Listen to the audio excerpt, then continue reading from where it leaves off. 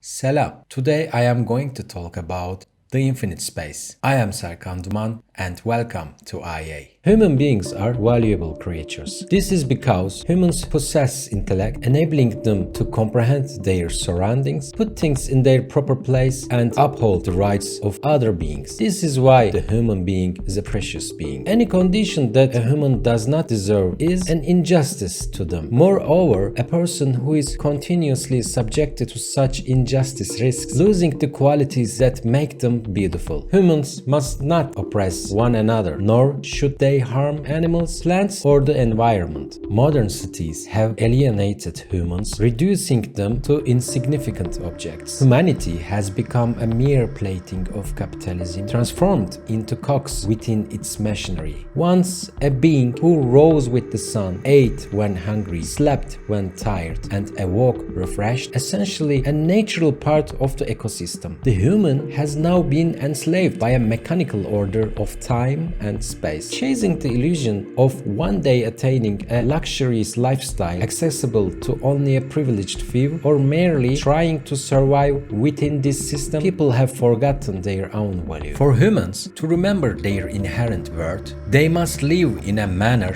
and environment that respects their humanity. However, when this is mentioned, many think of the suburban lifestyle imposed by colonial powers. Yet suburban living within the capitalist framework is another form of exploitation, a lifestyle where a select few consume more than their fair share, dependent on city centers and markets, and behaving like parasites of nature. This too is not a human way of life, but rather points to a different kind of injustice. Capitalist modern cities are designed to ensure the smooth functioning of the wheels of capitalism. Every country seeks to organize its cities in a manner that aligns as closely as possible with this theory. The utopia of this theory envisions super-organized cities. The city is imagined to function like the assembly line of a factory producing goods. Since the goal is to achieve maximum profit with minimum loss, the city is shaped according to this ideology. Roads, shops, residential areas, and recreational spaces are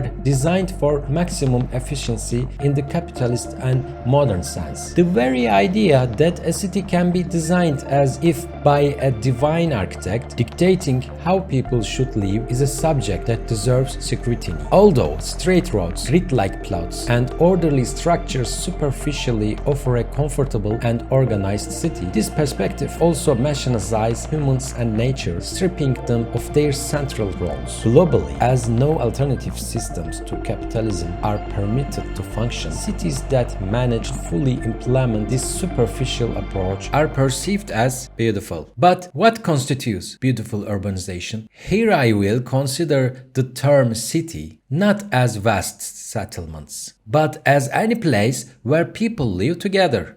First and foremost, a beautiful city is one that is suitable for nature and humanity. Such a city must recognize its moral and physical boundaries. Understanding a beautiful city is not a difficult task. Any unspoiled eye and soul, whether they belong to an architect or not, can perceive a beautiful city. When you observe a beautiful settlement, you notice it as a cohesive collection of homes that seems to have emerged naturally, as if shaped by nature itself. You can observe this phenomenon in the nests of birds or ants. Such settlements are intertwined with nature. Naturally, the characteristics of the living beings inhabiting the settlement are also reflected in its structure. A settlement should emerge as a natural consequence of environmental factors. That is, elements like topography, wind, and sunlight should shape the architecture. At the same time, the laws governing the people who will live in the city and their relationships with each other must also be considered. This necessitates that decisions about the city's design should not be made by a godlike architect armed with rulers or software, but by the very people who will live there. Today, cities that are described as orderly and systematically designed using mathematics and geometry are shallow and superficial. It's often claimed that natural cities lack mathematics and geometry, but this is untrue. Just as all natural phenomena embody mathematics and geometry, so to do these settlements, but only for those who know how to see. How?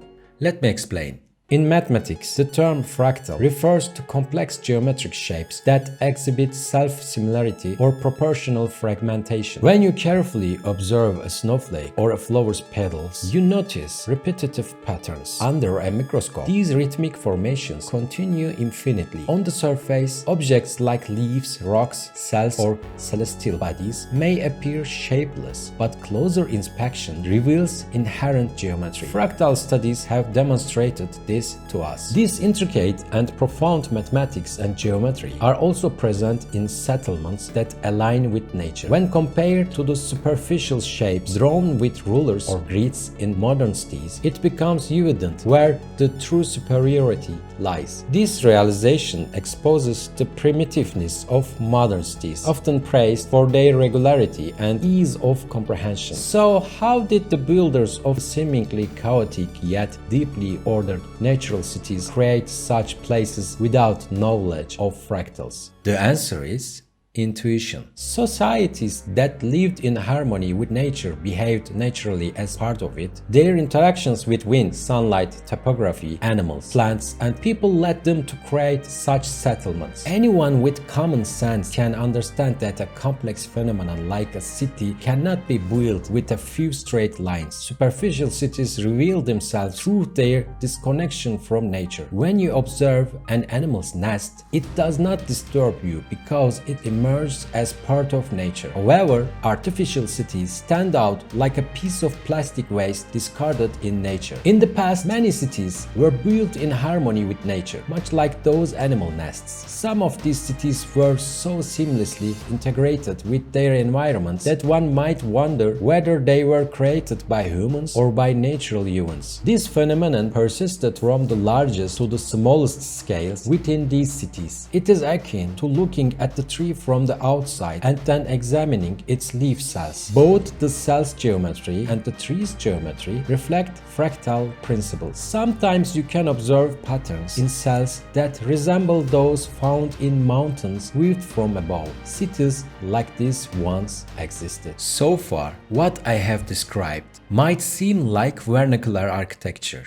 That is, architecture in harmony with nature. But I am referring to something beyond that. Humans are not merely animals or plants naturally belonging to nature. They are also beings with reason and beliefs. These differences inevitably influence the emergence of cities. The key is ensuring that this reason and belief do not conflict with nature. At this point, the concept of cosmos comes into play. A cosmic understanding. For example, Japan, being an island nation, reflects this reality in its gardens, where rocks represent islands and small stones symbolize the ocean. Similarly, for desert dwellers, the sky holds greater significance, bringing courtyards into the picture. These are simple yet illustrative examples. Society's cosmic understanding naturally manifests in every aspect of their lives, including their architecture on a broad scale. The diversity of formations in nature, from the highest to the smallest scales, represents a kind of infinity. Each scale reveals a different reality. In Surah Ar-Rahman of the Quran,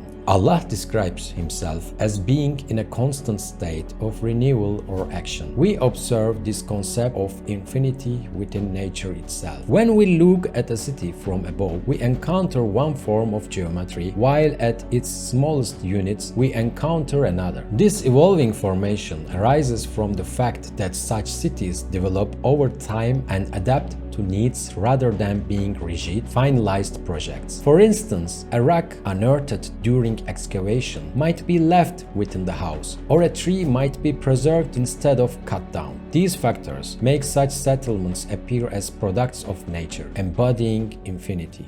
Preserving this infinity is vital. Here is an example to illustrate this. Imagine standing in an endless plain. Let's place a 60 square meter structure there. In its empty state, this structure remains an infinite space due to the countless possibilities of what can be done within it. It continues to exist as part of the plain. However, if you fill this space with chairs and stage and label it as seminar hall, you limit its function and its infinity. While empty, the space could serve multiple multiple functions: sleeping, eating, reading, accommodating an indefinite number of people. Thus, infinite space in terms of functionality is precisely this. When you construct it with natural materials and techniques, you also maintain its structural infinity, integrating it with nature. This is the essence of both geometric and temporal infinity. I call this the infinite space.